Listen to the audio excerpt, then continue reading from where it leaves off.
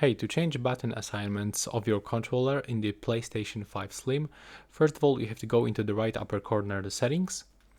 From here go to the accessibility. Now scroll down to the controllers and go to the right side and select custom button assignments for DualSense wireless. So open it and from here click on this X to enable custom button assignments. Click one more time on X when you scroll down, and let's say that I want to switch the L2 button with the R3.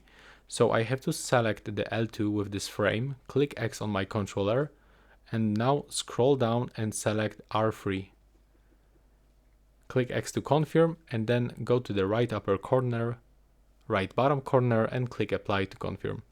And as you can see right now, we've got also preview of the buttons that we actually changed. And that's how it looks right now. Please subscribe to my channel. Bye bye.